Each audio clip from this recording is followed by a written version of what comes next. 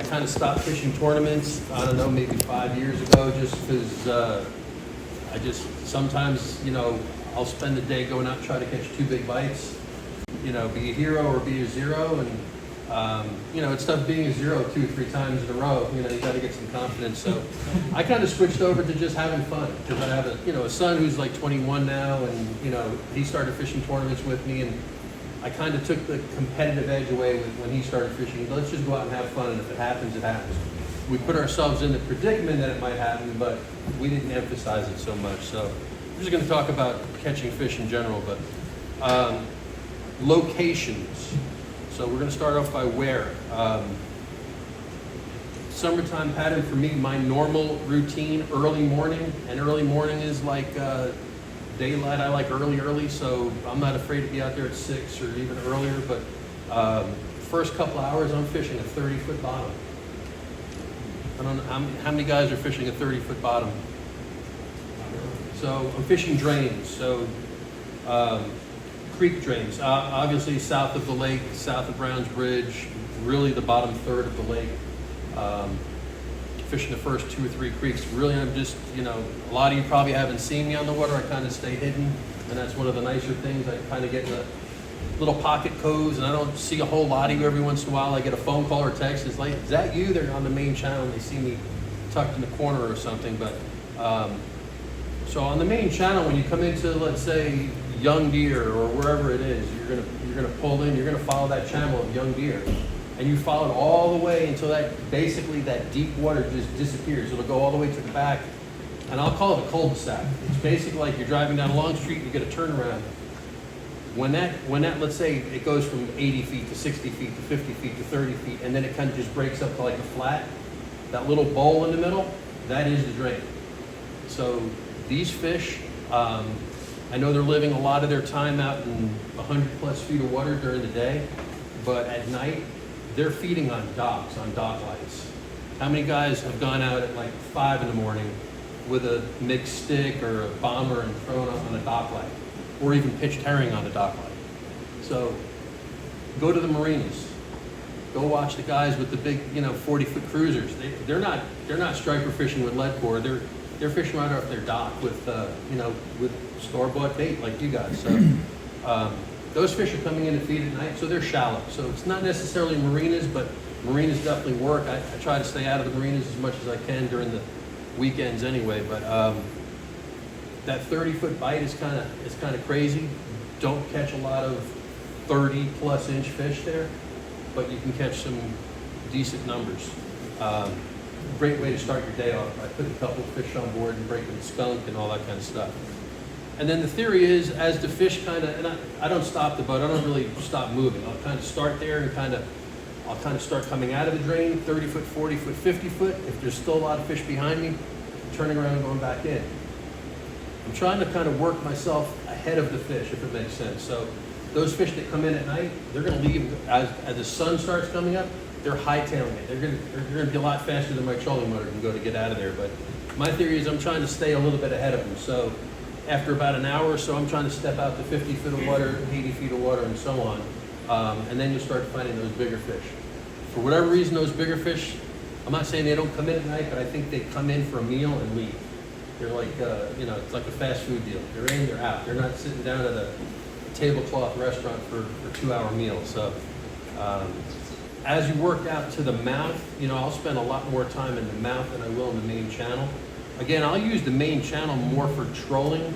Like you guys spent a good part of you spent a good weekend trolling lead core.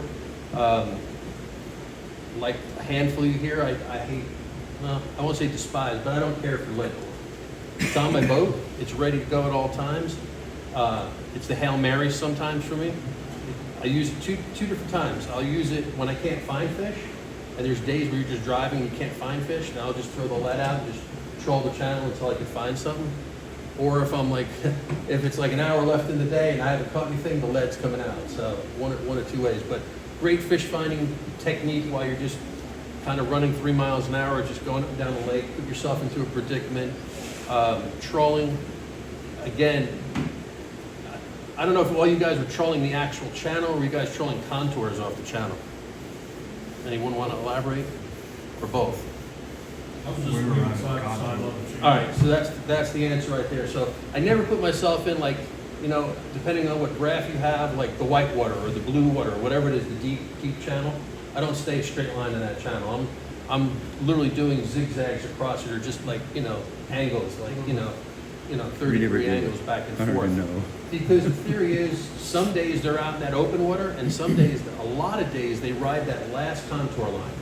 They, like where the channel comes and hits that first, as it comes up the hill, so to speak, if you're looking at the topography, those fish will sit right where that drop-off is, right where it hits that deeper water, because they can run up on that bank and eat, and they can run out to deeper water. So, but you don't know that unless you actually go back and forth. So if you spent 8 hours trolling in open water and 100+ feet of water and only marked 8 fish, there was a lot more out there somewhere, you know, and I do it myself, so not a big deal.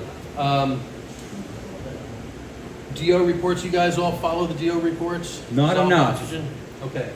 Dissolved oxygen reports from now to the end of the summertime, till through the end of September at least, highly important. So Are they doing them again? Because I haven't found any this year, but I haven't. you got to call them, and Because they used to post it on the Right. They did. yeah, you got to call them and get it. But For what? What's that for? it's dissolved oxygen. So the Army Corps of Engineers will basically, or it's not the Army Corps, it's the DNR will go out and do, basically they'll drop a little tube down in the water, and they'll take water samples in various spots on the They have southern part of the specific lake. spots they do it all summer long. It's the 4 bay, so it's like, they'll do like West Bank, East Bank, they'll do the mouth of Flowery, they'll do all the way up like near the mouth of Flat Creek. They're doing somewhere around 6 Mile, but they Yeah. have like 6 or 7 spots that they choose. Same places every year. You just go down and they drop it down, and they take this test, basically, water temperature and dissolved oxygen. So here's the way I learned it. Learned this from, God, I can't even think of his name, Ken West. One of the, nobody here is related to I Ken know West? Ken West. Okay. Grouchy old man. He was grouchy when I was, 30 years ago he was grouchy. He's still grouchy, but he's a nice guy, but he's grouchy on the water. He don't like to share, but he shared some good information when I was a lot younger, and I remembered it. But in the summertime, imagine this. The stripers are basically, they're in jail. That's where they get their stripes. They're like behind bars. So think about this, in the wintertime, the water is cold, there's oxygen from top to bottom. They can swim to 100 feet deep. They can swim all the way up against the bank. You can catch them on the bank throwing a fluke. You can catch them out in 100 feet of water downline. They go wherever they want, they're comfortable. 38,000 acres of, or whatever, of experimenting, wherever they want to go. In the summertime, they're pinned up. They're basically below grounds bridge to the dam. They're confined to the thermocline. So everyone here, I'm assuming, knows the thermocline? Yes? No? Okay. So where are we reading thermocline right now? Like 35-ish, or where are y'all seeing it? 35 feet of ballpark? Thermocline's basically 28. Yeah, okay, so 28 to 35 feet. That's where basically your oxygen is. So when you go out early in the morning, you'll see it early in the morning better than you see it later in the day, especially if you turn your sensitivity of your graph up.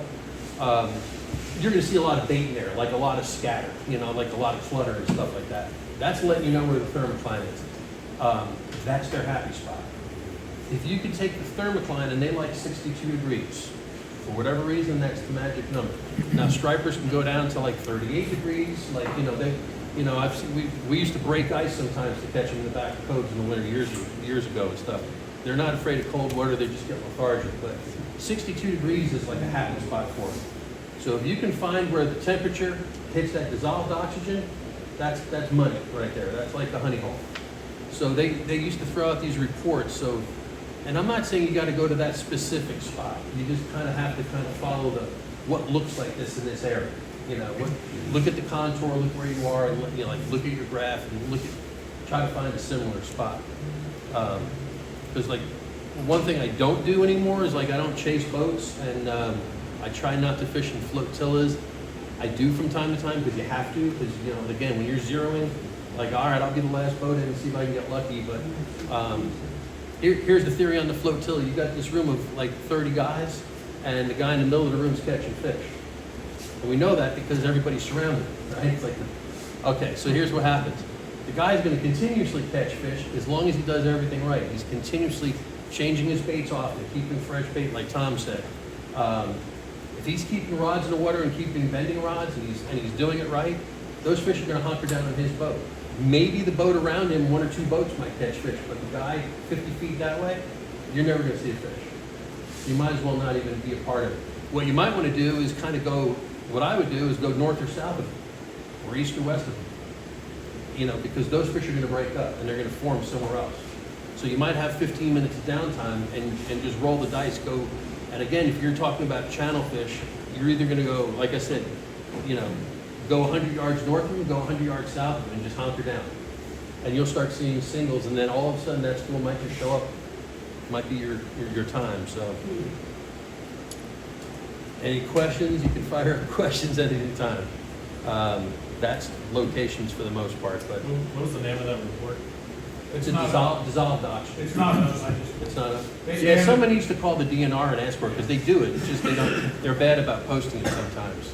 We had a ranger that was pretty good about putting it up. Yeah, I left our guy, Hunter Roof's replacement. Josh. What's his name? Josh. Josh. Yeah, I left him a message today because I was trying to get the dissolved auction reports, and I was Googling, trying to find them on my desk. They were not easy to find.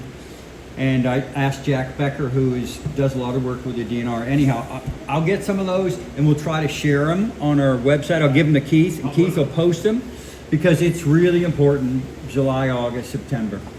And do you remember the dissolved auction? I was thinking they needed about 3 parts per million, between 2 and 4. exactly, right. Is what they have to have. It's a sweet spot. It's a sweet spot, 2 to 4 part per million, and then you'll see the temperature, and there's like an intersection, and that's really where they want to prefer to be.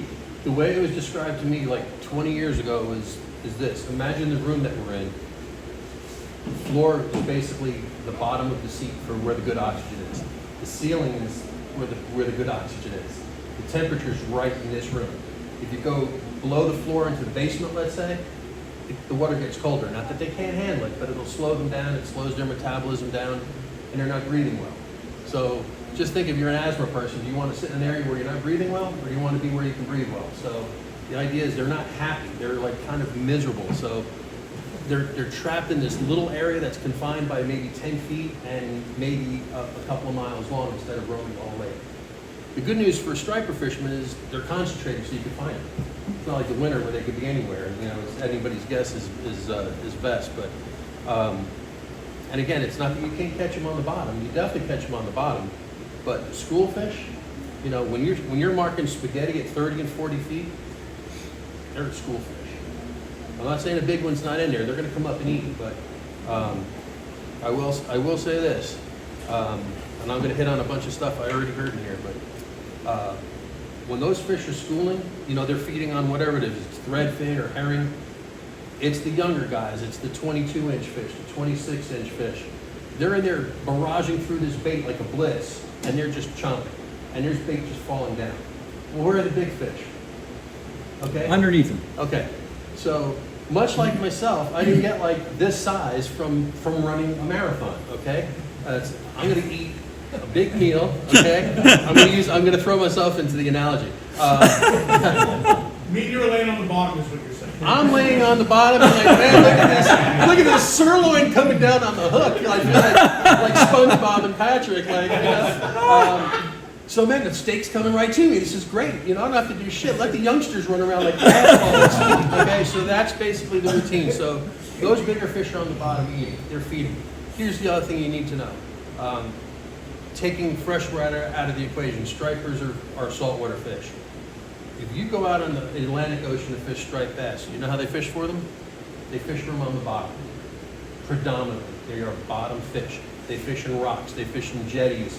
They fish. Now, again, they're off the bottom. They're cruising, but they are bottom-feeding fish. Guys fish off the surf with heavy weights, pyramid weights on the bottom with a variety of baits and whatnot, but they are bottom-feeding fish. So if you could start remembering that, I mean, we see them as like a sportsman's fish where they're just out there cruising and we're going to catch them. But if you start thinking about them as a bottom fish, you're going to upgrade your catch rate. I can promise you that. The other thing is they're not going to necessarily be below your boat either. So you're in a mess of fish. Keith was saying he was in a mess of fish the other day, or last weekend, they weren't eating. Sometimes they get boat shy. You guys figured that out too? They get a little bit spooked by the boat. Especially if you're on like a 40-foot bottom or like a 50, 40, or 30-foot bottom, shallow. I mean, from here to that wall is what? 35 feet? So if I'm in my boat, I mean, I could about read the writing over there. So, they can see the scratches on the bottom of my boat pretty well. So the theory is you're pretty shallow. So when you pull into that area, they kind of pull out to the sides. So, and I am jumping off my course because I tend to do that. But one of the things, if you're fishing straight up and down, and you got all these little fish that are zipping up and down, and they're shopping, and you get little knockdowns every once in a while and they're not going, you gotta have a pitch rod, you gotta have a spinning rod with a split shot, 2 split shots. You gotta cast that thing out. If you've got side imaging or 360, or use it. That's what you paid the money for. Cast that thing out, feed it some line. It'll actually arm it. It'll swing back towards the boat or cascade back towards your boat. Not only will you catch more fish doing that on that one pitch rod, but I can promise you this, tournaments, guide trips, fun trips, the biggest fish I've ever caught downline fishing has always been on a split shot rod. Might not have been not maybe every time, but probably 3/4 of the time. Our big fish, 34 1/4, spinning right out the back with no weight. Yeah. So the idea is you're getting it away from your boat. And it looks natural because you got no pencil weight dragging it. It's free swimming. You got this. You got dogs on a leash going around in a circle because that's all the line you gave them to do. Okay? They look unnatural. And then you got a guy free swimming 100 feet away. So, all right, it's nature's way. So what do predators do? They're going to pick off the weak, right? Well, there's a guy in open water. He's not in the pack. That's considered weak. The guys in the pack is not what you hunt for. You hunt for the one that's out on its own. So you shoot for the one that's out in open water. So pitching a rod off the side of the boat, yeah, I mean, I am a big component of fishing down lines with at least 1 split shot line out the back. And the split shot varies. Sometimes I'll do 2. Sometimes it's funny as who mentioned doing the top water. You guys saw my top water blowing, and that's not, it is somewhat uncommon, but it happens. But, I was just saying, we dumped the bait over the side of the boat, and all of a sudden they're blowing that bait out of the water at like 3 o'clock in the afternoon. They're coming up out of 100 feet. So they could see it, they're coming up and chasing it. So they'll hit a free line. Here's the other thing, if you're running a free line or a split shot, it takes the equation of checking your bait out of the equation. So for instance, I'm letting 100 feet of line out on a free line. As long as you're not dragging them 1.5 miles an hour, if you're doing like 0.5 to 1, that bait at 100 feet, if he's not getting oxygen, he's going to swim faster than the boat and go down. And that bait is going to maintain the oxygen level. He's going to stay in 30 feet of water. So he's in this room. He's in the thermocline. He's just 100 feet behind the boat in the thermocline, or maybe 90 because he's swimming up to get into it. So that is the equation there. So Hey Bob, yeah. can I ask one question before you move on from downline? And so this time of the year, the lake isn't as striated as it's going to be in the summer. And I for quite a few years I fished trout on the down from the dam. And in the summer when that thing gets really murky and slippery and stuff, in front of the dam and just about everywhere that you got that, the water quality gets worse and worse. Do you still hit them in the summer in that murky, dead water? They don't like the murky water. They're gonna. My best bet on that is if you can get to where that murky water turns clear, fish that line. Same thing in the winter. Same thing well, turnover's not as much, but in the winter it happens sometimes too, or even when you get algae blooms. But when you get trash in the water, like surface trash, or just when you fish the trash line, you ever get like these big? Well, we get these big rainstorms, and you get all the mud comes in. Okay? Mud and logs. And I'm not talking about summertime fishing, but I'm talking about fishing in general. Sure. So you got a mud line. The most productive water is fishing within 20 feet of the mud line, or fishing your planer board or whatever right on the edge of the mud line, just running the edge. Because that mud one thing it'll do is actually will be warmer water because the sun will hit it and it'll heat up quicker than open water. So the water temperature break is going to be like, it could be 3 or 4 degrees, which is huge. So you might be in 62-degree water as opposed to 65-degree water or whatever. You're fishing right on that break line. That's where all those fish will stack up. So Well, the other issue you're talking about is, don't forget, they're pulling water during the week. They're pulling water. yeah, When they're pulling water and that water is moving through there, it's not just totally dead, stagnant at that point, because they're pulling off the bottom of the lake down there. So you have a couple of things that are going on. Our bait was living deep, so we know we have at least 3 to 4 parts per million oxygen down there, because we're catching fish at 90 to 100 feet deep. Right. They're not gonna be, they can't be there if it's 2 parts, it's 3 or 4. I'll tell you though, in the summer though, that gets so nasty, when you go downstream, it stinks, and the trout, you're not gonna catch them up against the gate, because there's not enough oxygen. You go downstream a couple miles, you hike down there where it goes over the rocks and oxygenates the water, there'll still be nasty water, but there'll be trout. And I'd like to go trout fishing, but I'm not gonna fish in that, because you can't. So that's what I'm saying, is I would be amazed if the striper would like to sit down in there. And that's pulling from the very bottom, you know? They do like the air conditioning, though, don't forget. right. They like the cooler, right. Yeah, that's true. I mean, they like it when the water goes through.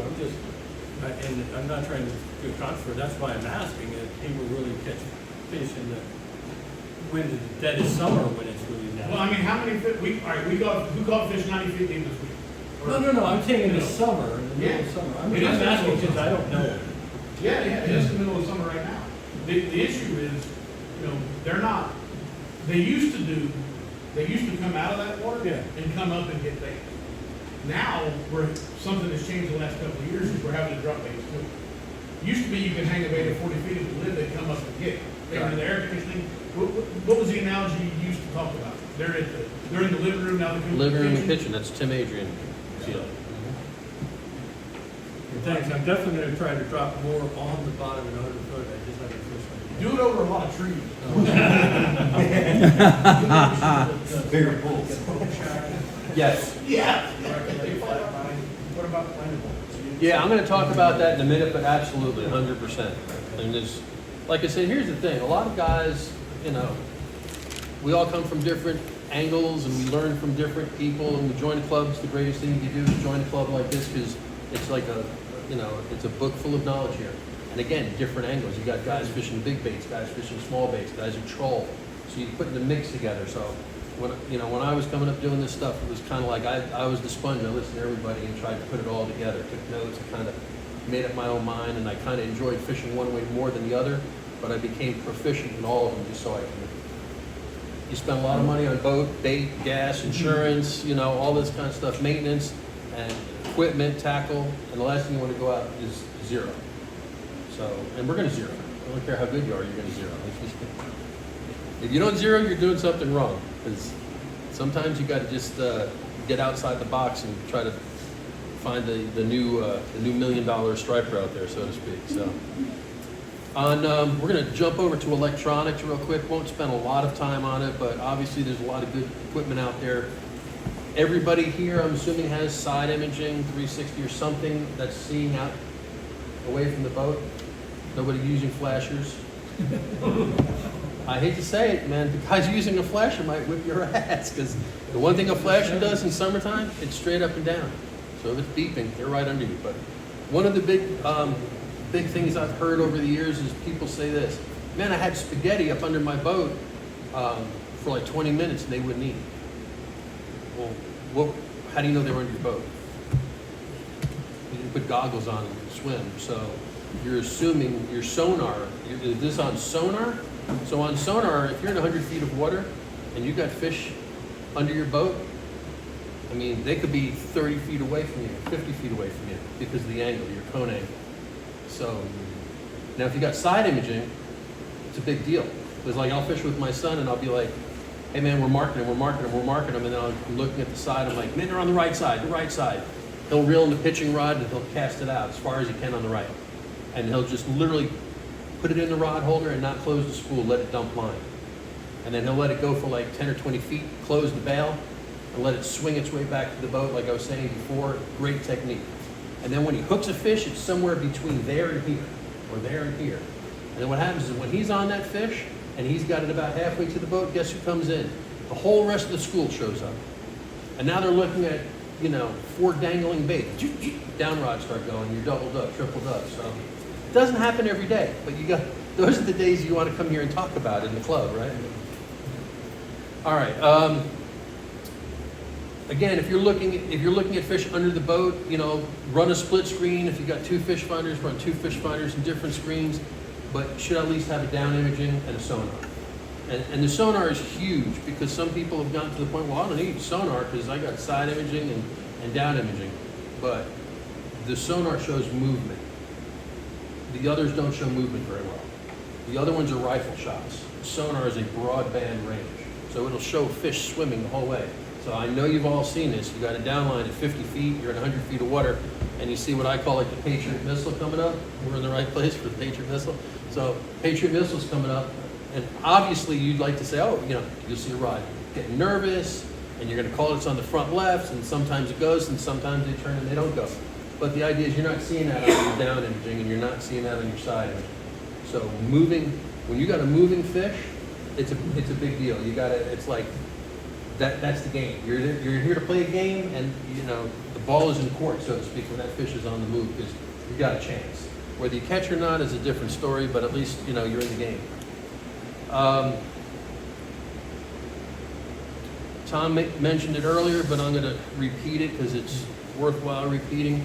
I used to fish back in 2008, 9. I was a builder. The market tanked. I was already fishing with a bunch of clients anyway. Had a C-Pro. Fished probably 2-3 days a week as a builder. I don't know how the house got built, but we had good superintendents and all that. When the market tanked, I had a bunch of guys call me up and say, hey, I want to go fishing. I'm like, yeah, we're going to have to pay me now because I don't have a job, I was taking you out for free because I was making money, but now you're going to have to pay me. So at that point, I started guiding, and I fished, I kind of was the number 2 guy behind Jeff Blair, Stephen, Striper Steve. Stephen Knight? Yeah, Stephen Knight and Doug Youngblood. Those were my 3 main guys. Fished a little bit under Clay, fished a little bit under Robert Edison, used to take trips over here. But I thought, oh, this is great. I'm going to talk to them. I'm going to get all their spots, and they're going to tell me how to catch these fish. And it wasn't the case. They kind of did their own thing, and we did our own thing. But I was very forthcoming, so I would share my information, figuring if I just keep feeding them, eventually I'll get a kickback. But every once in a while, I'd be fishing near them, or if there's a good group of people, and they wanted to stay close to each other. Doug Youngblood's an interesting one. I'm sure he spoke at this club at one point or another. He don't like to talk publicly, but I could tell you the first thing he's going to say, well, I know all you guys. I've seen you all on the lake. You know more about this than I do, So that's Doug Youngblood in a quick thing. He knows a lot. He knows a lot. He's been He told us fishing. about 1978. Doug Youngblood fished Bassmasters when he was in high school or right out of high school. And right after that started striper. He was a UPS driver for a little while and was striper fishing on the side. But he knows the lake very well, doesn't have to read reports. He does, obviously, most of these guys aren't reading reports. If you're out on the water, it's like golf. If you're out swinging the club every day, you're going to get a better golf swing. So if you can follow the fish, it's the same routine. But one thing I noticed about him fishing, I'd be fishing this time of year, and I'm looking at him, and I take my graph, and I pinch it and zoom it. I'm like, where the hell is he? He's in 30 or 40 feet of water. What the hell is he thinking? And then you see they're all hollering in the whole 9 yards, and they got their hands up, and it's like they cut this big huge fish, and it's like, what the hell? And I finally asked him, like, well, you were sitting on top of that hump at 30 feet at like 12 o'clock in the afternoon? Yeah. They're not supposed to be there. They're supposed to be shallow early in the morning and late at night, and during the day they go deep. Okay, Keith was mentioning the kitchen. Fish eat in the kitchen, or we eat in the kitchen, and we hang out in the living room. Okay, so the kitchen's the hump. The living room's at 100 feet of water. So here's the scenario. The reason that fish is there because there's bait sitting on top of that hump. So that bait fish pulls in on top of that hump, and all the bodies, the schools of fish are out in deeper water. The larger fish swim up, single fish, rogue fish. They will come up and hammer the bait, just gorge on bait there. You're not going to go in there and catch a bunch of them, but If you can pull in there and see one big mark on the bottom, that's your shot. So don't discredit a shallow hump. Even trolling. If you're trolling lead core, hold lead core right over a 30-foot bottom. It's the worst that's going to happen. You're going to break off a $3 jig or $5 jig or something. Unlike some of the guides, I know they drive for 2-3 hours looking for the mother lode, which is awesome because Jeff Blair. I'm fishing with Jeff next week. I fish with one of the companies I buy from. We fish with them every year, but we laugh every time we fish together. But Jeff and Steve were notorious at it. They would spend 3 hours fishing. They would tell their clients, "We're going to just drive and just chat a while and just kind of have fun." But when I find the fish, it's going to be work. We're going to bust our ass for like an hour and catch fish. That's awesome. And you see these posts and they caught like 20 fish, but you're out there for like 5 hours and maybe you had 4 hours not fishing and 1 hour fishing. Again, better than the average guy, catching 1 or 2 fish. So you can't bitch about it, but it's just not my style. But I will say this, I do want to get into that mother lode of fish. I just don't want to spend the whole day looking for it. So when I'm cruising and looking for fish in these typical places, if I got a clean bottom and I see one large mark on the bottom, and again, I'm considering the mark by color on sonar or on down imaging, the shape of it, and/or I might zoom in on it and see the size. If I got one large mark, that spoon comes out of the boat real quick. It's in a rod holder and it just goes down.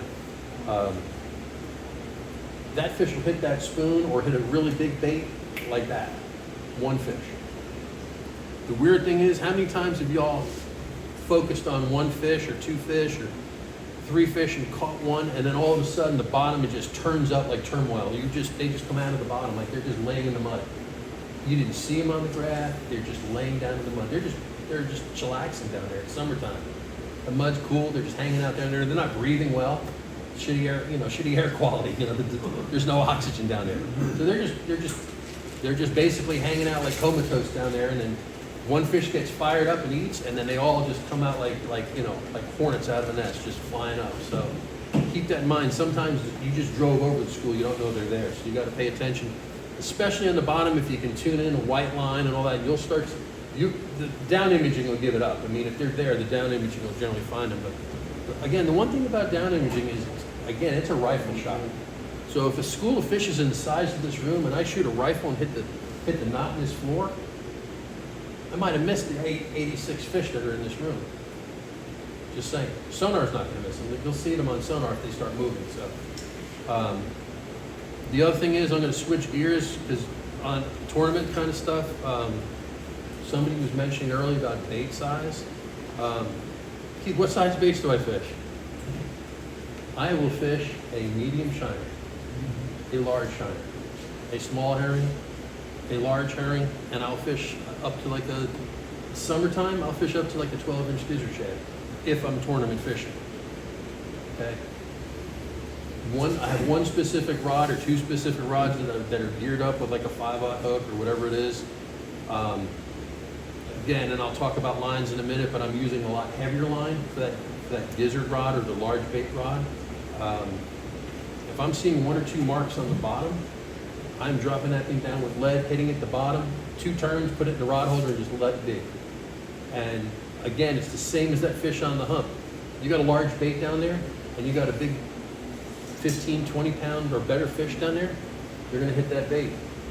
So, They can't see it. When you're down below whatever 50. yeah, visibility is not good. There's They no can't see sunlight, it. right? They're feeling that vibration. Absolutely. But I mean, I heard a lot of you guys saying you're fishing the biggest bait, and I get it. In a tournament situation, 100%. I'm saying if you're fishing on an average Saturday, you and the kids, you and your best buddy, you and your next door neighbor,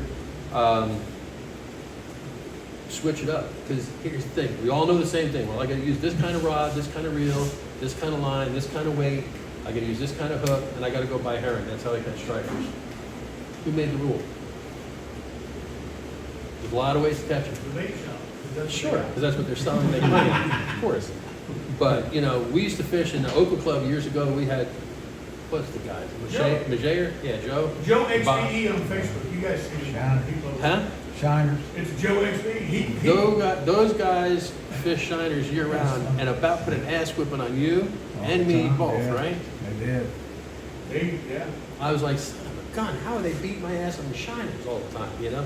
So again, I'm gonna learn from the best or the worst. If it's working, I'm gonna go with it, but you know, I'm not opposed to trying anything, dynamite, whatever's working that day. So, funny thing, medium shiners, here's the one thing I'll say.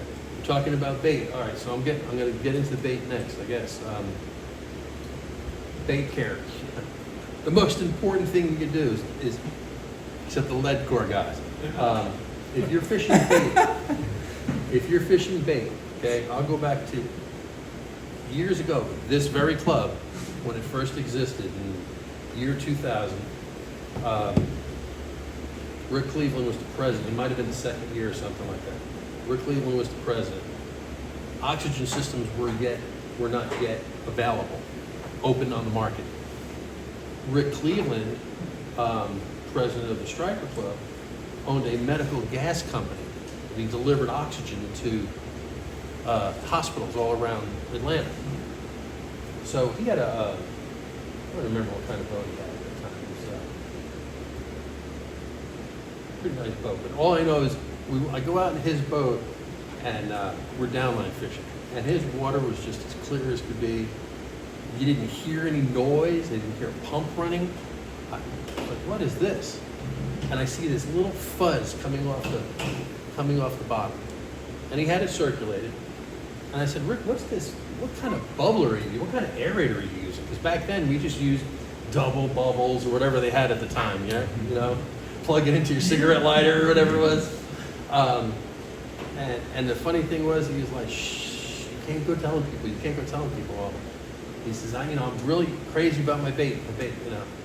Well, finally I figured it out. I went to a compartment to open up, you know, like, hey, I need some hooks. I'll open up that side compartment. I see an oxygen bottle, like a green oxygen bottle, like, you know, they stole from his grandmother or something. So I said, Rick, are you running oxygen in here? And he says, shh, don't go telling people. So this is before oxygen was out.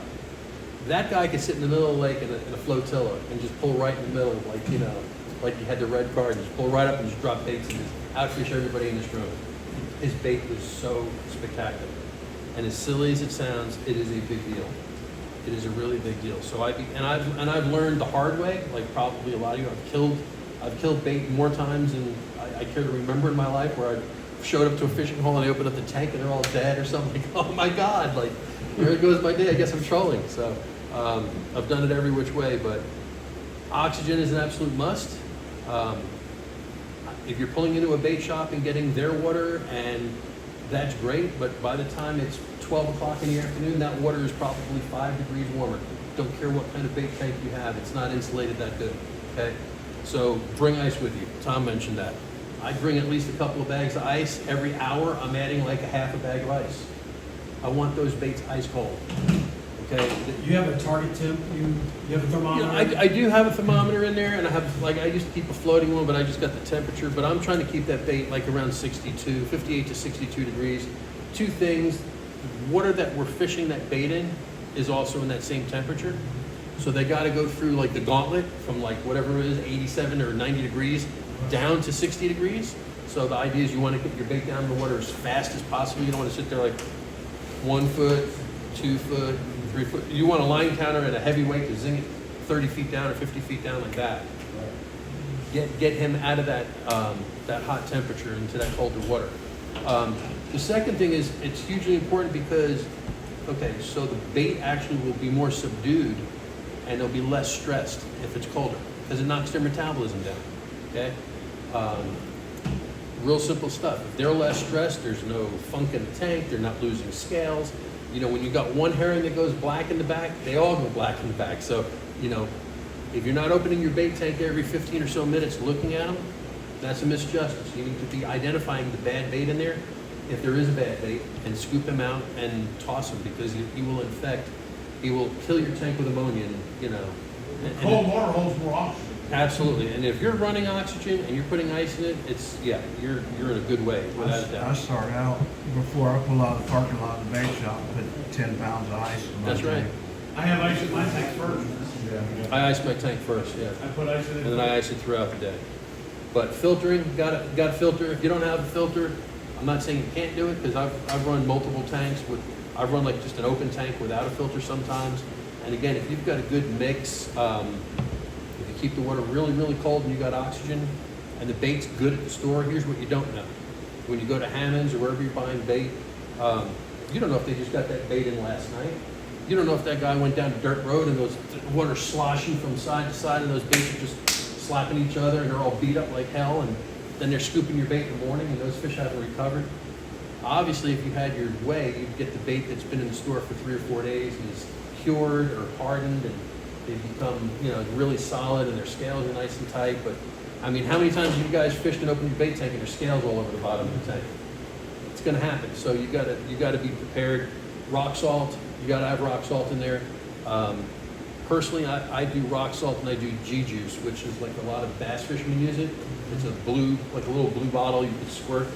It's got a little thing on the side like you would do like a 2-cycle mix, but it's only like a small capsule. It's like $10 and lasts me the whole year. But G-juice basically puts a slime coat on the fish and protects their scales from falling off.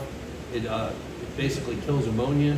So for $10 a year, it, turns your water a little bluish color, whatever, but it doesn't stain them or anything like that. So it's just a tip. There's other stuff out there. I mean, there's like shad crack and all kinds of better bait. There's a bunch of different stuff, but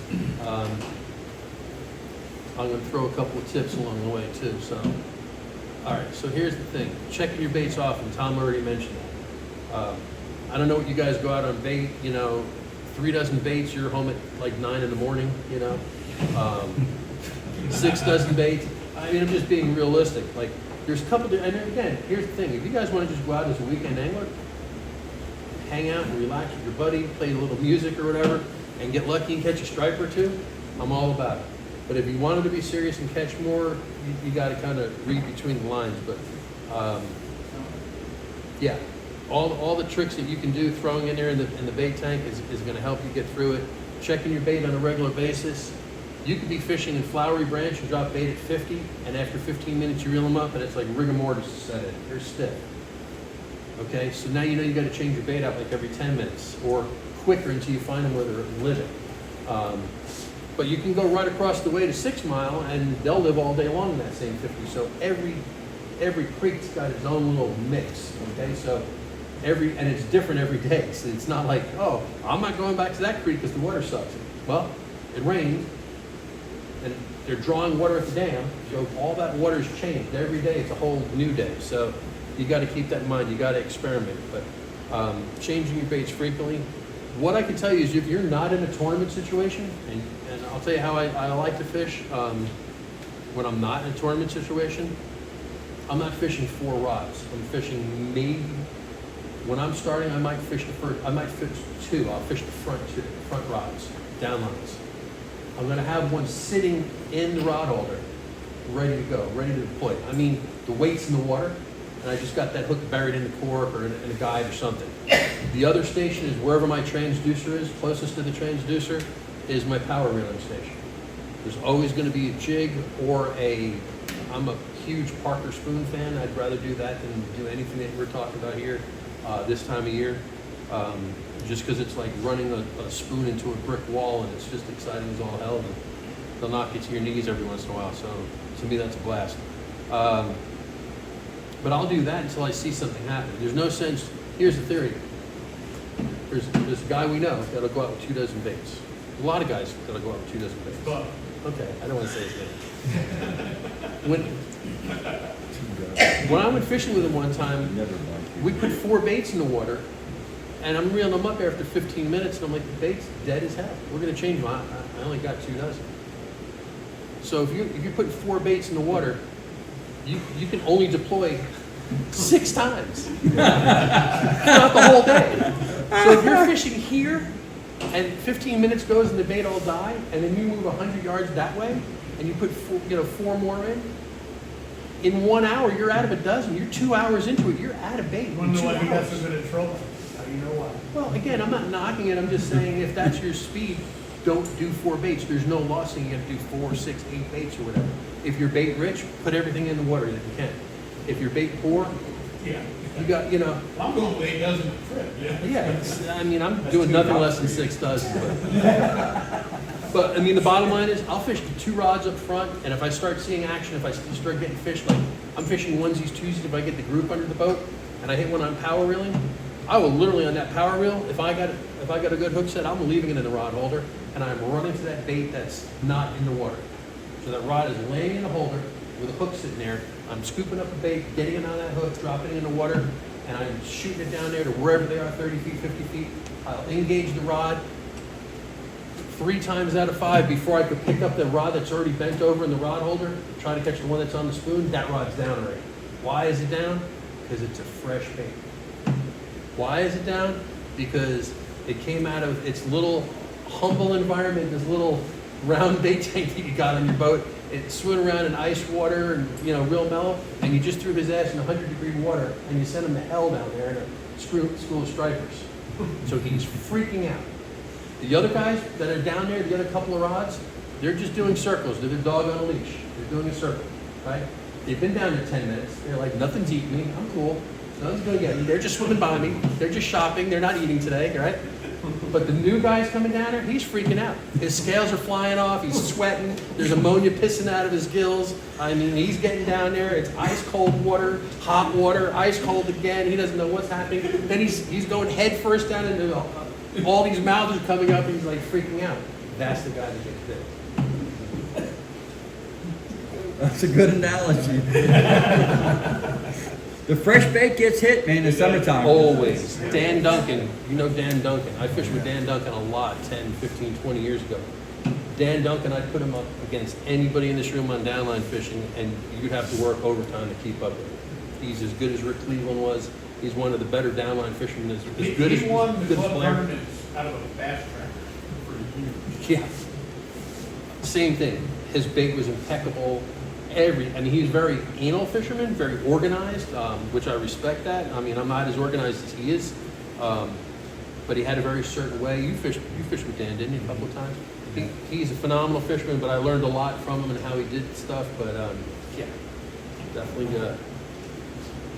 a way to go. All right, let's see. I'm gonna bounce around. I'm gonna talk around the rods and reels set up on bait fishing. We're gonna say, okay. Medium light rods, long rods. 7 feet, 7 feet 6. Gotta be medium light if you're downline fishing. If you're using a medium heavy, or a heavy, you're gonna miss a lot of damn fish. A lot of fish. Pay attention to what the guides are doing. I used to run, 20 years ago, I had all ugly sticks, which at the time was probably the best rod on the market for what we're doing. Cheap, easy, it works, can't break them. I was running all mediums. And I'd get a lot of bites, and the rod would just bounce and pull down, and the bait would be snatched off. And I'm like, I don't remember who told me, but somebody finally said to me, you got to get rid of those mediums. And I said, why is that? And they said, when the fish grabs the bait, they immediately start pulling, right? They're going to go down or left or right. So your rod bends, and that's where the hook sets. But as that rod bends, that medium or medium heavy won't bend. It's a little stiffer. So what happens is they feel that tension, and they're dropping it. It's in their mouth. They're not hooked yet. It's the first 3 feet of swimming. They're feeling tension and they're spitting it up. That little bit of bend and that stretch, they're getting about 10 feet. And now their hook is set before they figure it out. So big difference switching to a medium light action. Do you ever leave the bail off initially? Let them pull it out? No, I want the hook to set. I want the bail closed. I want the hook to Well, it'll set. set when you close it. Yeah. Yeah, you'll get a bird's nest or something, but one thing, downline fishing, big deal. You got 4 lines just sitting there dead still, okay? If you pick up a rod and start moving a bait, better chance you're gonna get hit on that particular rod.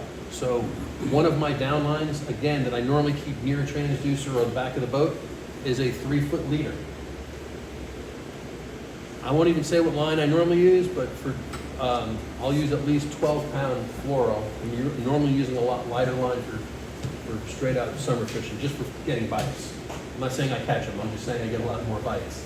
But I'll use a little heavier leader because they don't care, because you're gonna crank that one up. And I'll tell you this, that short leader gets probably as many bites as some of my long leaders on certain days, for whatever reason, don't know why.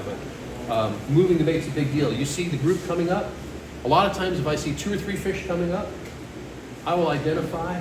I start seeing a nervous rod or something. I'll take that rod that's nervous and turn the handle, or I'll yell at whoever's on my boat, hey, turn that handle, 5 turns, quick. Just zip, zip, zip, zip, zip. That bait will just zoom up, and that's the bait that's trying to escape the school of fish. You got a little school of 4 baits down there, a little baby school, right? One fish is trying to get away. That's the one I'm gonna go for. Okay, so. Sometimes it doesn't take much movement either, because A lot of times I'll just lift my line up. I won't reel. I'll just literally pick up my line and drop it. And then turn around and that rod's I buried. just do the line. Yeah. Power reeling live bait, I just talked about that. Marking fish at 30 feet, 30 feet, 30 feet, 30 feet, 30 feet. But if you see them coming off the bottom, you're not catching any at 30 feet. Drop your bait to 50 and 70 if you got a clear bottom. 2 turns off the bottom. You don't see anything on the bottom. Put a bait on the bottom and reel it up 2 turns. Even though they're all up above you, you wait and see what happens. There's a fish on that bottom. Again, the bigger fish is going to be on that bottom because he's waiting for all the debris to come down. Don't be afraid to fish the Parker spoon in trash. I fish it in tree stumps. I fish it in forests. I broke the first so many off before somebody told me the math on it. But the damn thing weighs 4 ounces. It's like a foot long. So you're reeling, you're in trees, you see these fish, you're like, ah, shit, I'm in a tree. Okay? Reel down to it, you lift up, and then you drop your rod really quick. And when you drop your rod really quick, you've got slack, that 4 ounces is gonna just fall right out of that tree. If it doesn't, you do it again. You jerk on it really quick, and you drop your rod. Jerk on it, drop it really quick, jerk on it, drop it quick, falls out of the tree. Haven't lost one in 2 years. Hooked a lot of damn trees. If you're not in the trees, you're not catching them, guys, because we've lost some trophy fish to these trees in this lake. I can promise you.